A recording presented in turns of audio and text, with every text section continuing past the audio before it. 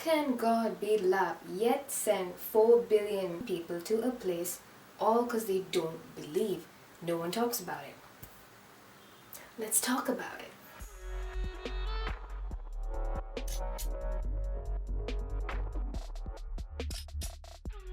Time for some real talk. That goes for y'all as well. Okay, get ready for some real things to be said here. I'm genuinely losing my faith, and it doesn't bother me. Man, guy sounds like he has been struggling for a really long time, so much that now he is numb. And I feel really sorry about that. What bothers me now is nothing. I'm so happy now, so at peace with the world. It's crazy. This is a soapbox movement, so here I go. How many preachers fall? Many. No one talks about it. I know preachers, I know leaders who have started really strong, and after time goes, they kind of just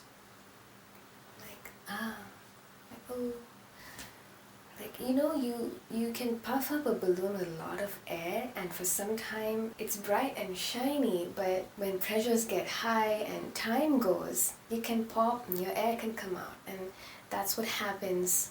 I'm sorry to say, but that's what happens to almost anyone who doesn't have a firm foundation. Why am I saying that? Am I judging? I'm not.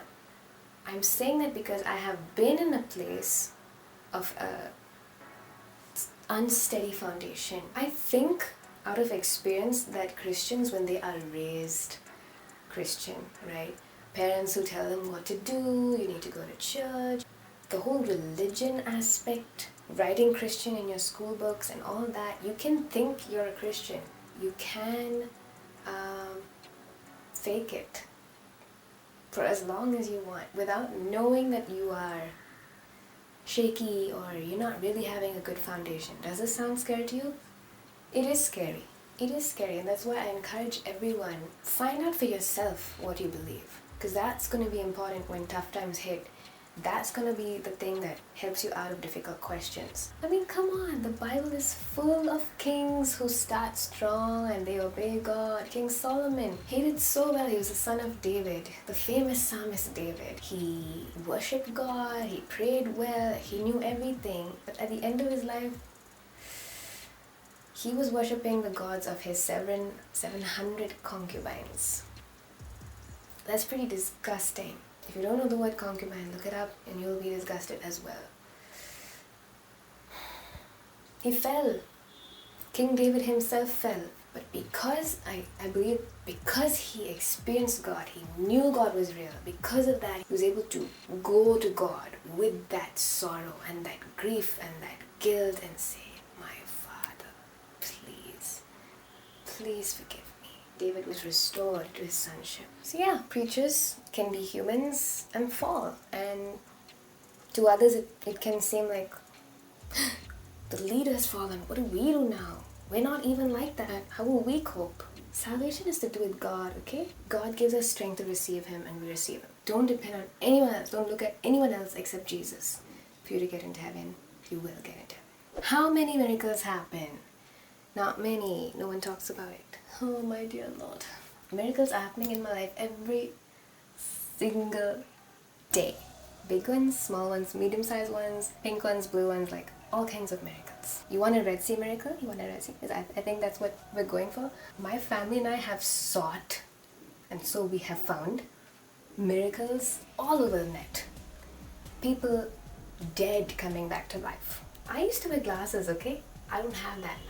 And I was healed in the church. My mother, when she was 16, she, up till that point, had this condition where your tail is split into two. It caused her severe back problems. She could not sit, and she was taking these horrible injections for it.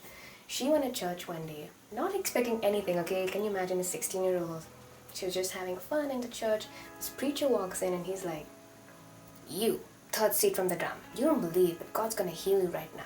Then, to make things even more interesting, my mom feels this electric shock, and she doesn't believe so much that she thinks some cable is touching her, but there's nothing around her. She was shocked, literally and physically.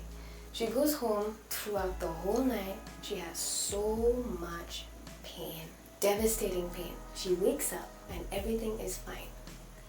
Everything. She can sit, she can stand, there's nothing. She goes to the hospital, they look at her spine, and lo and behold, you guessed it, there's just one tail. Just one spinal tail. The split thing had absolutely gone. Don't tell me miracles don't happen, because I am seeing it every single day. This is getting juicier by the next sentence. Why is the Bible full of contradictions? No one talks about it. Sorry, that's the train horning away there. This makes me sad and a little bit angry, because the Bible, if there's one thing I've learned, one amazing thing which I never thought I would find, is that the God of the Old Testament is exactly the same as the God of the New Testament. Everyone keeps saying he's a God of anger here and then he's a God of grace. He's exactly the same. His judgment, the way his anger works, the way his grace works, it's all in the same spectrum of who God is. If you nitpick, there are a lot of things that are confusing, that are complicated, yes. But if you look at the full context of the Bible, the full picture, you'll be amazed at how consistent it is. Do you know how many people, and I'm talking really fast, but there's so much I want to pack into this video. Do you know how many people have written the Bible? Do you know from how many places and how many eras? Do you know how many parchment papers they had to patch together to get what we have now, the Bible? It is unbelievable that there's any sort of consistency in it, and there is. Read the Case for Christ. It talks about how it is the only book in the whole world which has so much cross-references, which is so matched up, more than any history book you'll ever find. More than any history book is the Bible. I can say that again and again, and I'll not get tired of saying that. So you want to talk about one contradiction, which is actually a complication, just take Genesis 1 and Genesis 2. I'll talk about it. Come on, give it to me. Genesis 1 and Genesis 2 have different narrations of the same thing. Someone might ask, why is that? Why? Someone might say that's a contradiction. Some details are omitted in one and some are added here, and it's a slightly different way of saying it. I looked it up and I found that, according to scholars, Genesis 1 and Genesis 2 are written in different styles of Hebrew language. One is more poetic and one is more like a documentation of sorts. So there's so much to do with language that we really don't know. It would be good when we come across such complications if we go to God with it and ask Him to clear our doubts, or we try to look up what might be the reason, because there's so many scholars who have answers on these sort of things. This is the best one. How can God be love yet send 4 billion to a place all because they don't believe? Okay, I'm sorry, but the thing that stood out to me most in this question was, why has he put 4 billion? I think I'm not sure about that number, but anyway, valid question. It's asked all the time. It's not a new question. Ravi Zacharias talks about it so much. I advise you to listen to him. He puts it so well. But if I had to talk about it, I would talk about the story of the prodigal son. If you don't know it, I'm going to refresh your memory a bit here. It's a story of a loving father who has 2 sons, and the younger son gets bored, restless, and he's like, let me go, I want to go, give me my inheritance. And the father is saddened by that, but he gives it to him, and the son goes. I think this is an embodiment of the gospel, the whole prodigal son story. The father never sent that son out. The son asked to go out. God is never going to send anyone to hell. We choose hell. We choose heaven or we choose hell. It says, oh, that you would choose life. It's a choice. God has given us a choice, a free will. You say, oh, so He lets us choose and then we have to suffer for it.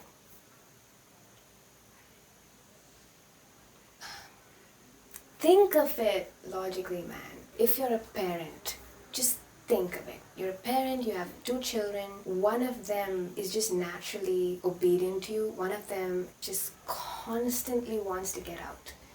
To a point you can stop that. To a point you can lock the doors and build walls. But after a point, that kid's gonna get strong. That kid's gonna have a mind of his own. That kid's gonna be able to get out. And after a point, if that's what you want, go. God is much more loving than a human parent. And he says, if you want to choose to be away from me, that's your choice. But he never sends.